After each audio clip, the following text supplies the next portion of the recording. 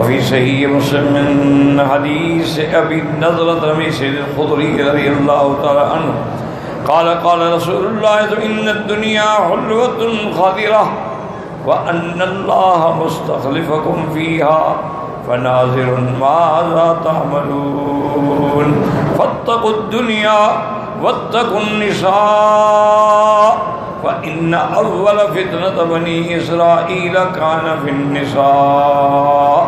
صحیح مسلم کی حدیث مبارک ہے. ابی سعید خدری رضی اللہ عنہ سے روایت ہے، حضرت پاک نے فرمایا کہ دنیا بڑی میٹھی ہے اور بڑی رونق والی چیز ہے. ہر آدمی چاہتا ہے دنیا دنیا دنیا، میرے پاس گاڑیاں ہوں، محل ہوں، نوکر. اور فرمایا اللہ تبارک و تعالی نے اس لیے تمہیں دنیا میں بھیجا ہو، دیکھتے ہیں کہ تم کیسے عمل کرتے ہو. اور اس کے بعد فرمایا فتقوا الدنیا، اس دنیا کے فتنے سے بچو، اور فتقوا النساء، اور عورتوں کے فتنے سے بچو. اس کی وجہ کیا ہے کہ ان اول فتنہ بنی اسرائیل کان فی النساء، بنو اسرائیل کے اندر جو فتنہ پیدا ہوا اس کے سبب عورت تھی، تو اسی سے سارے فتنے پیدا ہوتے ہیں. تو اپنے آپ کو ان چیزوں سے بچائیں تاکہ کسی ابتلا کے اندر جو ہے مبتلا نہ ہو جائے. اگر اللہ نے غنا دیا ہے شکر کرو، اور اگر اللہ نے فقیر بنایا ہے تو صبر کرو، اور خاص طور پہ عورتوں کے فتنے سے بچو. کیونکہ تاریخ عالم کا یاد رکھو یہ فیصلہ ہے کہ سب سے پہلا فتنہ اور سب سے پہلا قتل جو ہے وہ عورت کی وجہ سے. کہ سیدنا حضرت آدم علیہ السلام کے دو بیٹے تھے، حابیل اور قابیل. اللہ کی شان یہ ہے کہ وہ اصل اس دور میں شریعت کا حکم یہ تھا کہ حضرت آدم علیہ السلام کے گھر میں جو دو بیٹے پیدا ہوتے یا ایک پیدا ہوتا، پھر دوسرے حمل میں جو پیدا ہوتا اس سے نکاح کر دیا جائے، کیونکہ اس وقت شریعت میں یہ اجازت تھی. کیونکہ دنیا میں مخلوق ہی نہیں تھی تو کہاں سے عورتیں لے آتے. تو لہٰذا ایک حمل میں جو لوگ پیدا ہوئے، اگلے حمل میں جو لوگ پیدا ہوں گے ان کا آپس میں رشتہ ہوتا ہے. اچھا، خدا کی شان یہ ہے کہ حابیل کے لیے جو رشتہ بنا وہ بڑی خوبصورت لڑکی، اور قابیل کے حصے میں جو لڑکی آئی وہ بدصورت تھی. تو قابیل اڑ گیا، اس نے کہا جی میں تو کسی شکل میں یہ برداشت نہیں کر سکتا، آپ ایسا کریں کہ میری بہن سے میرا نکاح کر دیں. وہ بھی تو آخر بہن ہے نا، وہ بھی تو آپ کی بیٹی ہے. تو اگر اس سے نکاح جائے تو جو میری اپنی اصلی بہن ہے جو میرے ساتھ پیدا ہوئی ہے تو اس سے میرا نکاح کر دیں. تو حضرت آدم نے فرمایا اللہ کے بندے، اللہ کی شریعت کا حکم ہے کہ دونوں عمل میں فرق ہو. وہ ایک عمل میں پیدا ہوں تو وہ دوسرے عمل میں پیدا ہوں. اگر ایک میں پیدا ہوں اشقاء ہے، ان کی شادی نہیں ہو سکتی آپس میں. انہوں نے کہا جی نہیں، میں تو اپنی بہن جو ہے وہ حابیل کو دینے کے لیے تیار نہیں. تو حضرت آدم علیہ السلام نے میں ایسا کرو کہ اللہ سے دعا مانگو، اللہ تبارک و تعالی اگر فیصلہ فرما دیں تو ٹھیک ہے. تو دونوں نے پروگرام یہ بنایا کہ بھی ہم کرتے ہیں خیرات، کیونکہ دعا سے پہلے خیرات کی جائے نا تو دعا میں بڑا اثر اور طاقت پیدا ہو جاتی ہے. ہم خیرات کرتے ہیں اور ہم آپس میں فیصلہ کر لیتے ہیں کہ جس کی خیرات قبول ہوگی اسی کے ساتھ اس لڑکی کی شادی ہوگی، اور جس کی خیرات اللہ قبول نہ فرمائے وہ اسے شادی نہیں کر سکتا. تو حابیل نے کہا کہ ٹھیک ہے. اب یہ ہے کہ حابیل چونکہ بڑا صالح اور نیک آدمی تھا تو اس نے اپنے مال میں سے بڑی خوبصورت بکری چن کے اس کا صدقہ کیا. اس زمانے میں یہ ہوتا تھا کہ جو صدقہ کرو نا، مثلا بکری کا صدقہ ذبح کرو، گوشت بناؤ، کسی ٹیلے پہ یا پہاڑ پر رکھ دو. اللہ آگ بھیجتے تھے، وہ آگ آگے اس کو کھا جاتی تھی. تو معنی یہ ہے کہ تمہاری وہ صدقہ قبول ہو گیا. اور اگر وہ صدقہ اسی طرح پڑا رہے، آگ نہ کھائے، تو معنی یہ ہے قبول نہیں ہوا. تو اب دونوں نے، اور جو قابیل تھا وہ تو ویسے بھی بد اخلاق اور بد خلق تھا نا، اس نے چند اپنا جو ہے کھجوروں کے اور کچھ دانے گندم کے ایسے چھوٹے موٹی چیزیں اکٹھی کر کے رکھ دی. اور قرآن میں ہے فَتَقُبِّلَ مِنْ أَحَدِهِمَا وَلَمْ يُتَقَبَّلْ مِنَ الْآخَرِ. اللہ تبارک و تعالیٰ نے حابیل کی قربانی جو تھی صدقہ قبول کر لیا اور قابیل کا جو تھا وہ مردود ہو.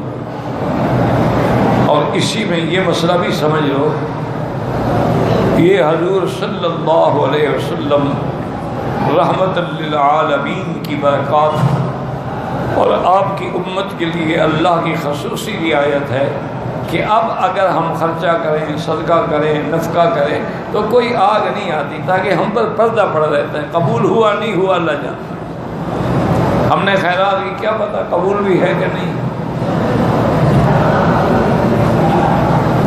اور اب اچھا نہیں قبول ہوئی تو اب بھی کوئی پتہ نہیں، ہم نے تو خیرات کر دی. تو اللہ نے پردہ ڈال دیا حضور کی امت پر کہ وہ چونکہ جب واضح ہو جائے کہ اللہ نے اس صدقے کو ٹھکرا دیا ہے تو دنیا میں بےعزت ہو گیا نا، وہ پھر اس کی کیا قیمت رہے گی کہ یار اس کی تو خیرات بھی اللہ نے منظور نہیں کی. تو بہرحال حابیل کی خیرات جو تھی وہ منظور ہو گئی اور قابیل بدبخت تھا، اس کی خیرات جو ہے وہ منظور نہیں ہوئی.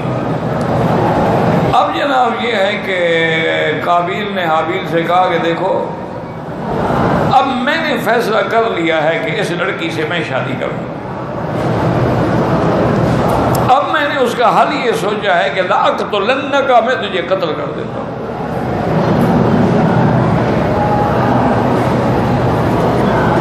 تو حابیل نے کہا کہ اچھا بھائی لَإِن بَسَطْتَ إِلَيَّ يَدَكَ لِتَقْتُلَنِي مَا أَنَا بِبَاسِطٍ يَدِي إِلَيْكَ لِأَقْتُلَكَ إِنِّي أَخَافُ اللَّهَ رَبَّ الْعَالَمِينَ. حابیل نے کہا دیکھو بات سن، تم اگر مجھے قتل کرنا چاہو گے نا میں کوئی جواب بھی نہیں دوں گا، میں تمہیں قتل کرنے اور دفع بھی نہیں کروں گا. کر دو، کیونکہ میں بھی تمہیں قتل کا ارادہ کروں پھر تم دونوں مجرم ہو گئے نا. جب دو لڑتے ہیں ایک تو مارا جاتا ہے، لیکن میں تمہاری طرف ہاتھ بھی نہیں بڑھاؤں. ما انا بباسط یدی الیک لیقتلک، کیونکہ انی اخاف اللہ رب العالمین، میں اپنے رب سے ڈرنے والا ہوں. تو قابیل نے اپنے بھائی کو قتل کیا. یہ پہلا قتل ہے جو زمین پہ ہوا، یاد رکھو. یعنی ابن آدم کی اولاد میں سب سے پہلا قتل جو ہے وہ یہ ہے جو قابیل نے کیا. اور کیوں کیا؟ جھگڑا عورت کا.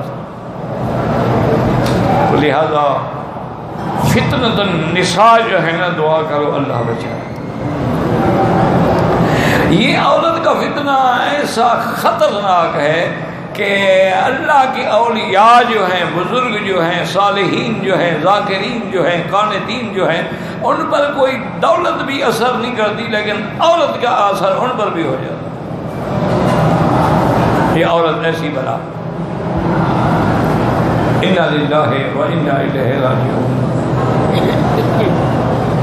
ہمارے استاد سے ان کی عمر تقریباً جب میں پڑھتا تھا تو تقریباً میرے خیال میں کہ 90 سال کے قریب تھی، لیکن ماشاءاللہ صحت مند تھے اور چہرے پہ نور تھا. سارا دن حدیث پڑھاتے تھے.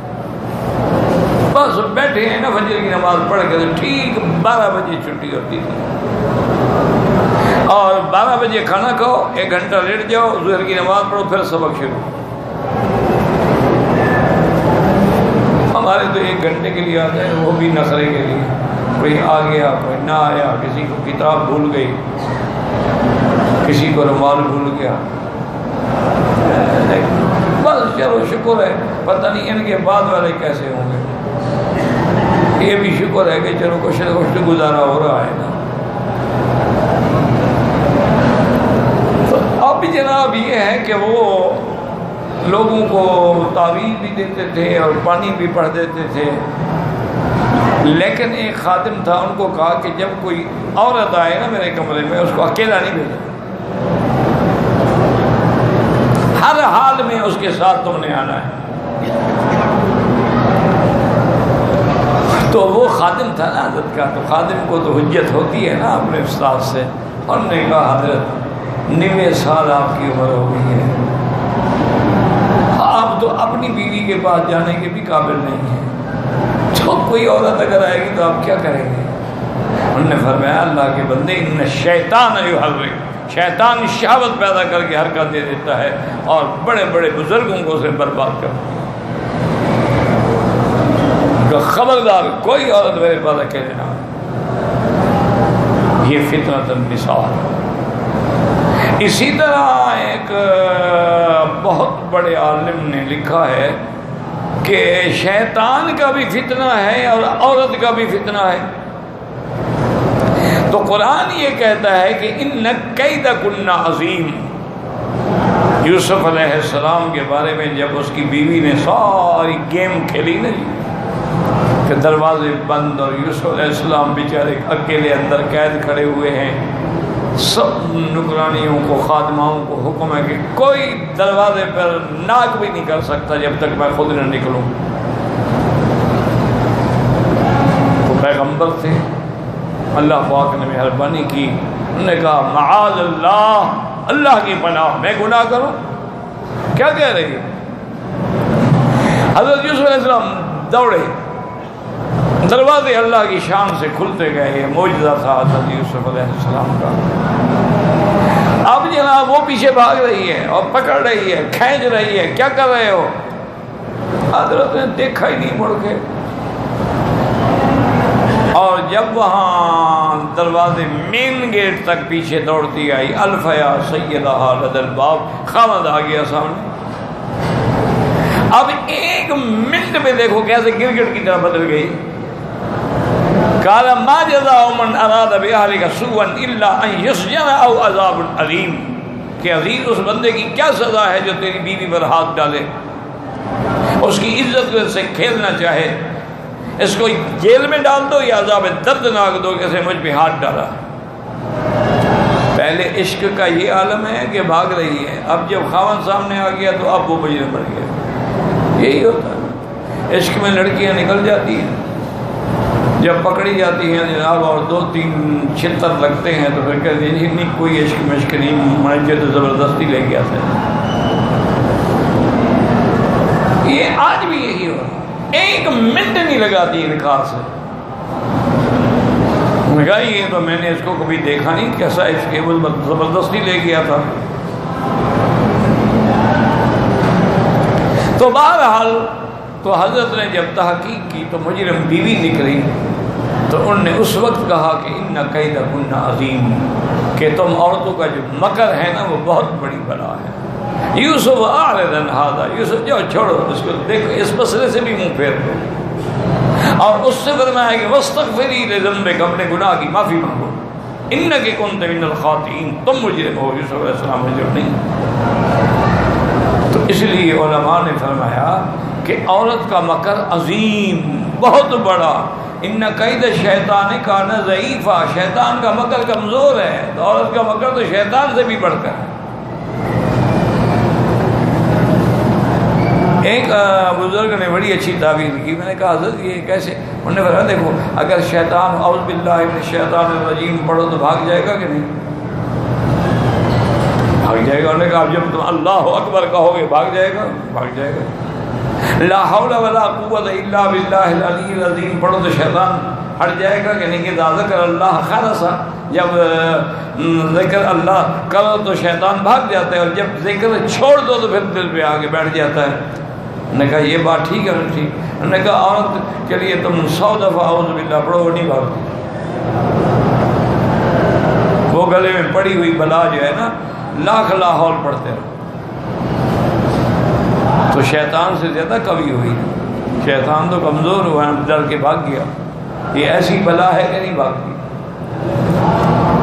تو اس لیے حضور نے فرمایا کہ اتقوا فتنۃ النساء، خبردار عورتوں کے فتنے سے بچنا، کہ سب سے پہلا قتل جو عالم میں ہوا وہ عورت کی۔ بنو اسرائیل میں جو فتنہ آیا وہ عورت کا فتنہ۔ سرکار دو جہاں پر جادو کرنے والی عورتیں تھیں، لبید ابن عاصم کی بیٹیاں تھیں۔ حضور صلی اللہ علیہ وسلم کے گوشت میں زہر ملانے والی عورت تھی خیبر۔ یعنی آپ حیران ہوں گے کہ کتنے واقعات ہیں جن میں عورتوں نے بڑے بڑے علماء، بڑے بڑے صلحاء، بڑے بڑے اولیاء کو بھی نعوذ باللہ راستے سے ہٹا دیا۔ یہ ایسی خطرناک، اور اس کی آنکھوں میں اللہ نے ایسا کوئی مقناطیسی اثر رکھا ہے کہ بس آنکھ ملی تو بندہ گیا۔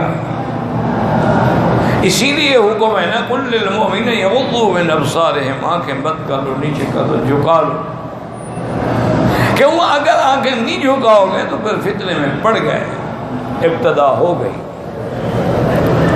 اس لیے اس حدیث مبارک میں بھی حضور پاک نے بار بار فرمایا اتقوا النساء فإن اول فتنة في بني اسرائیل من النساء، عورتوں کی وجہ سے تھا۔